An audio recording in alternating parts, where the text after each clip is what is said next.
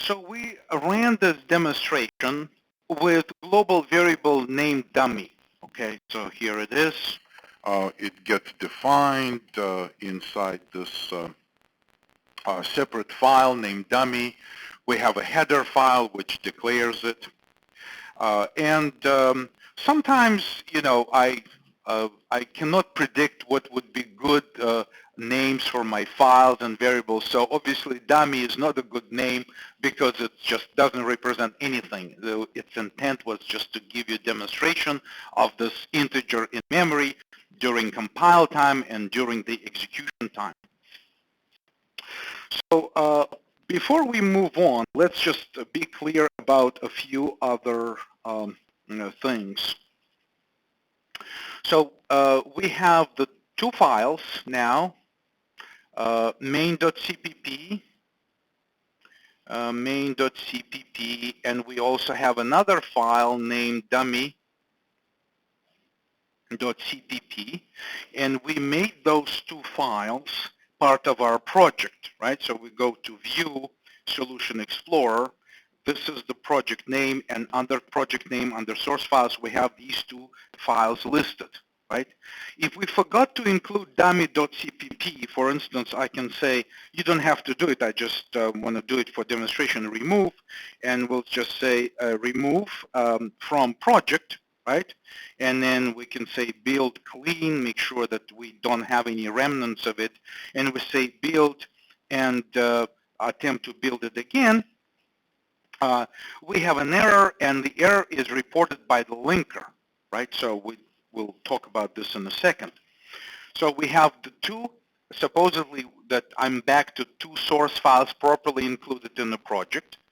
And we mentioned that we have C++ compiler, which is our utility program, which basically processes two of these source files. And the outcome of this process is two object files, two object files with the same names.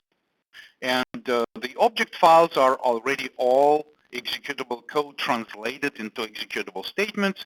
And eventually, the two object files are put together by the linker, the link utility, which would be present on any operating system, which will produce this executable file, which is now ready to go and can be loaded into memory by the operating system loader for execution. But today, I would like to mention to you that before this happens, before we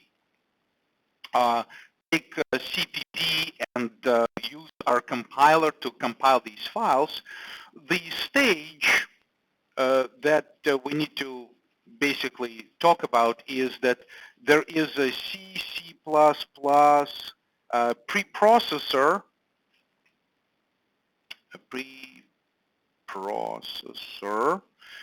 utility, which basically what it does, it processes anything that has a pound sign in front of it. We already saw that include is one of them. There are two types of includes. One that uses angle brackets. If preprocessor sees angle brackets, it's going to go into system directory to find where that file is. For instance, what I have here is this cstdlib, right? So if I say open this document, right, and I open this document, I can say show me the path to this file. So apparently my compiler is configured to say that this is located. Let me see where it's located. Let me just scroll up. So this is located under Program Files, Microsoft Visual Studio, Include, and there's a file named cstd.lib. This is what I mean by saying this is a system directory. At the same time, if we use include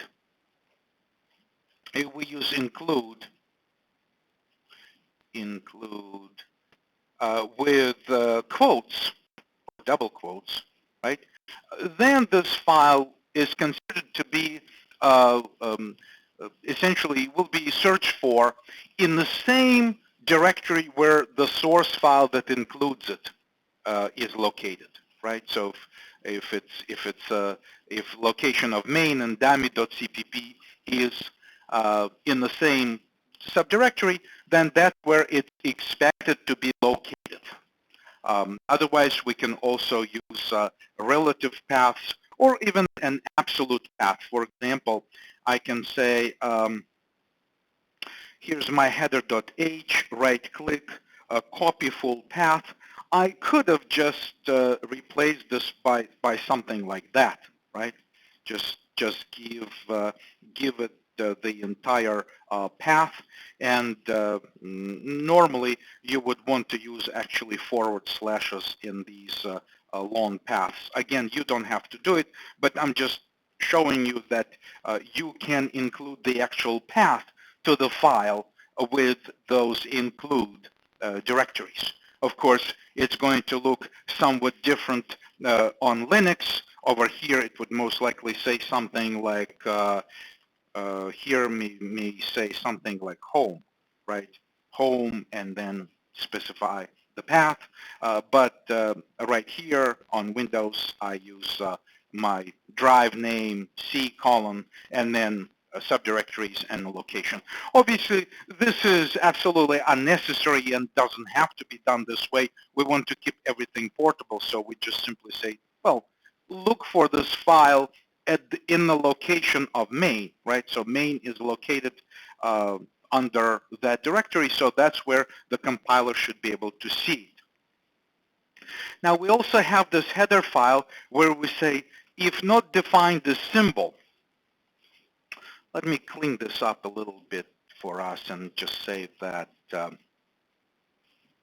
we have this main .cpp file, okay, and we give it to our C, C++ preprocessor